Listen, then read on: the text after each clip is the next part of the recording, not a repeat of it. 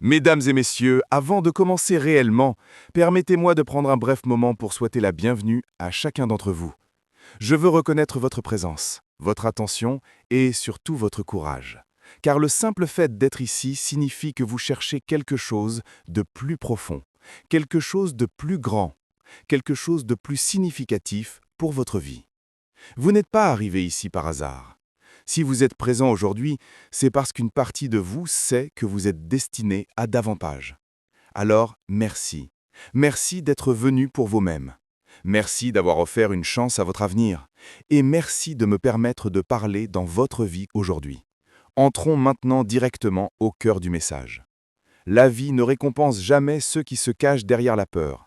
Elle n'ouvre pas les portes à ceux qui continuent de jouer petit, qui enterrent leur potentiel sous des excuses, qui se diminuent pour s'adapter à des situations qu'ils ont pourtant dépassées. La vie s'élargit pour ceux qui osent avancer, qui acceptent l'incertitude, qui ont le courage de croire qu'ils sont capables de beaucoup plus que ce que leurs circonstances actuelles laissent paraître. Vous ne pouvez pas vous élever si vous continuez à penser de la même manière qui vous a maintenu bloqué. Si vous n'obtenez pas les résultats que vous voulez, si votre vie semble en pause, si vos rêves paraissent toujours lointains, alors c'est le moment, maintenant, de changer de direction. Rien ne change tant que vous ne changez pas vous-même. Et à l'instant même où vous décidez de penser différemment, à l'instant où vous osez briser les murs qui existent dans votre esprit, ce moment précis marque le début de la transformation de votre vie. Toute vie extraordinaire commence par une vérité simple. Vos pensées créent votre réalité. Vous n'allez pas où vous voulez aller. Vous allez là où votre esprit vous permet d'aller. Les personnes qui accomplissent des choses extraordinaires n'y parviennent pas parce que leur situation était parfaite ou parce qu'elles disposaient de ressources illimitées. Elles réussissent parce qu'elles refusent de laisser leur environnement définir leur avenir. Elles utilisent la vision, et non la simple vue, pour se guider. La vue vous montre où vous êtes. La vision vous montre où vous pourriez être. Votre compte bancaire ne reflète peut-être pas vos rêves. Votre environnement actuel ne reflète peut-être pas votre potentiel. Votre réalité présente ne reflète peut-être pas votre grandeur. Mais votre vision voit au-delà de tout ce que vous affrontez aujourd'hui. Ce que vous vivez maintenant n'est pas la fin de votre histoire. Votre passé n'est pas votre destinée. Vos épreuves ne sont pas votre identité. Elles ne constituent que le terrain sur lequel votre futur est en train de se construire. Et écoutez bien ceci. Vous êtes capable de beaucoup plus que ce que vous vous êtes autorisé à croire. Vous avez été créé pour grandir, pour évoluer, pour dépasser vos limites. Mais rien de tout cela ne s'active tant que vous n'avez pas commencé à croire à la possibilité d'une vie meilleure. Vous devez vous poser une question honnête. Suis-je réellement en train de vivre la vie que je suis destiné à vivre? Si la réponse est non, alors c'est le moment, maintenant, d'arrêter de vous contenter de moins. On n'obtient pas dans la vie ce qu'on veut. On obtient ce que l'on croit mériter, ce que l'on attend, ce vers quoi on avance constamment. Si vous passez chaque jour à fixer vos factures, vos problèmes, vos peurs, vos limites, votre esprit restera enfermé dans cette même cage. Vos pensées vous ramèneront encore et encore dans cette réalité répétitive. Mais si vous prenez ne serait-ce que quelques minutes par jour pour vous concentrer sur l'endroit où vous voulez aller, sur la personne que vous voulez devenir, sur ce que vous savez être possible pour vous, alors votre monde intérieur commencera à changer. Et lorsque votre monde intérieur change, votre monde extérieur est obligé de suivre. Je me souviens des jours où je n'avais presque rien. Je me souviens de ces pièces froides et vides qui résonnaient lorsque je respirais. Je me souviens de ces nuits où je restais éveillé, me demandant comment la vie pourrait un jour changer. Mais même dans cet endroit abandonné, même dans cet environnement brisé, je ne me suis jamais permis de croire que je resterais là pour toujours. Je gardais dans mon esprit une image plus grande que ma douleur, plus grande que mon manque, plus grande que toutes les raisons d'abandonner. J'ai cru en mon futur avant que mon futur ne croie en moi. Et c'est ça qui m'a sauvé. C'est ça qui m'a élevé d'un état où je survivais vers une vie où je prospère aujourd'hui. Le bâtiment était abandonné, mais moi je ne l'étais pas. Mes circonstances étaient brisées, mais ma vision ne l'était pas. Cette vision m'a tiré là, pas à pas. Et aujourd'hui je me tiens dans une vie que je n'avais autrefois vue que dans mon imagination. Alors laissez-moi vous poser cette question encore une fois. Où vous voyez-vous? Pas là où vous êtes maintenant, mais là où vous savez que vous pourriez être. Quelle image de votre futur brûle à l'intérieur de vous? Quel rêve vous appelle encore et encore, même lorsque la vie essaie de le faire taire? Parce que ce rêve n'est pas un accident. Ce désir n'est pas un hasard. C'est l'écho de votre potentiel. C'est le plan intérieur de la personne que vous avez été créé devenir. Mais laissez-moi vous dire quelque chose d'extrêmement important. Les rêves ne servent à rien sans discipline. Le désir sans direction n'est que de l'imagination. Si vous voulez que votre vie bouge, si vous voulez que votre avenir s'ouvre, si vous voulez que vos rêves respirent, alors vous devez commencer à contrôler la seule chose qui vous appartient réellement dans ce monde: vos pensées. Vos pensées sont magnétiques. Elles attirent vos expériences. Elles façonnent vos émotions. Elles orientent vos décisions. Elles bâtissent votre destinée. Si votre esprit est dispersé, votre vie sera dispersée. Si votre esprit est concentré, votre vie suivra cette direction. Les personnes les plus puissantes dans la vie ne sont pas les plus fortes physiquement, ni les plus riches, ni celles qui ont le plus de relations. Ce sont celles qui ont maîtrisé leur esprit. Ce sont celles qui pensent avec intention. Celles qui choisissent leurs pensées comme un guerrier choisit ses armes.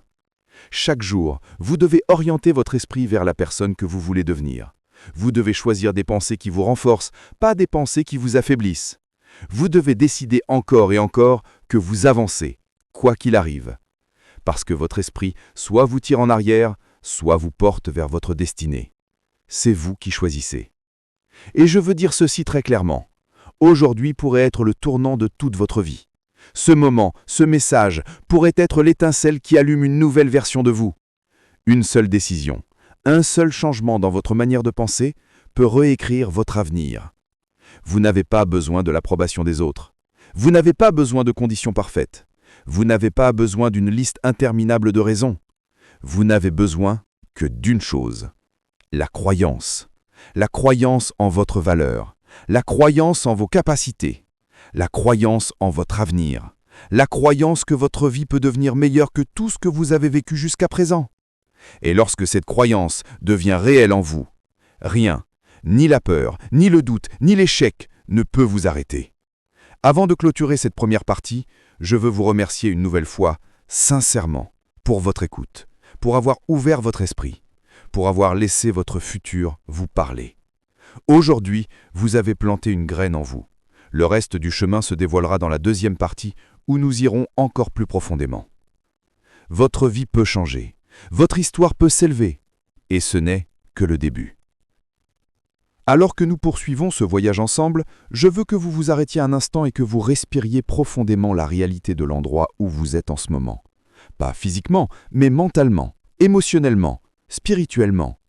Parce que tout ce qui arrive ensuite dans votre vie est façonné par vos états intérieurs bien avant d'apparaître dans votre monde extérieur. Et lorsque je vous dis que votre futur vous attend, je ne cherche pas à être poétique. Je vous dis une vérité qui s'est confirmée encore et encore. Votre vie s'élargit ou se rétrécit selon la taille de votre état d'esprit. Il y a des saisons dans notre vie où nous regardons autour de nous et nous avons l'impression que rien ne bouge, rien ne s'améliore, rien ne répond à nos efforts. Et dans ces moments, il est facile de croire que peut-être nous ne sommes pas faits pour plus, que peut-être les portes ne s'ouvriront pas, que peut-être les difficultés continueront. Mais écoutez-moi bien. Le silence ne signifie pas l'absence, et le retard ne signifie pas le refus. Parfois, la vie est simplement en train de vous préparer, de vous construire, de vous étirer, de vous affiner, pour qu'au moment où votre heure arrivera enfin, vous soyez assez fort pour porter ce que vous aviez autrefois seulement demandé. Et je veux que vous compreniez ceci profondément. Votre situation actuelle n'est pas votre destinée finale. Vous n'êtes pas bloqué, vous n'êtes pas terminé, vous n'êtes pas oublié. Vous êtes simplement en transition entre ce que vous étiez et ce que vous êtes en train de devenir. Et les transitions sont toujours inconfortables, car la croissance n'arrive jamais à l'intérieur de la zone de confort. Si vous vous sentez tendu en ce moment, si vous vous sentez fatigué, si vous avez l'impression que la vie vous teste encore et encore, caféine, cela signifie que vous avancez, cela signifie que vous évoluez, cela signifie que la vie vous conduit vers quelque chose de nouveau. Mais voici une vérité que beaucoup ne veulent pas entendre. La percée ne vient presque jamais du changement d'environnement, elle vient du changement de perspective. Deux personnes peuvent traverser la même épreuve, le même échec, la même déception, et pourtant l'une se relèvera, tandis que l'autre tombera. Pourquoi ? À cause de l'histoire qu'ils se racontent à propos de cette épreuve. Si vous vous dites que vous êtes maudit, la vie vous paraîtra lourde. Si vous vous dites que vous êtes choisi, la vie vous paraîtra remplie de meaning. Si vous vous dites que vous êtes brisé, vous vous rétrécirez. Si vous vous dites que vous êtes en construction, vous vous élèverez. Voyez-vous, l'esprit n'est pas seulement un organe, c'est un architecte. Il conçoit la structure émotionnelle de votre existence. Bien avant de changer vos résultats, vous devez changer votre manière de raisonner. Bien avant de voir la succès extérieurement, vous devez la voir intérieurement. Vous ne pouvez pas devenir quelque chose que vous ne croyez pas être d'abord. Et la croyance n'est pas une émotion, la croyance est un engagement. Un engagement à continuer lorsque vous êtes fatigué. Un engagement à essayer encore après un échec. Un engagement à élever vos standards, pas à réduire vos rêves. Parce qu'un rêve ne se réalise pas par accident. Il se réalise par intention, par discipline, par consistance et par une détermination féroce qui refuse d'abandonner.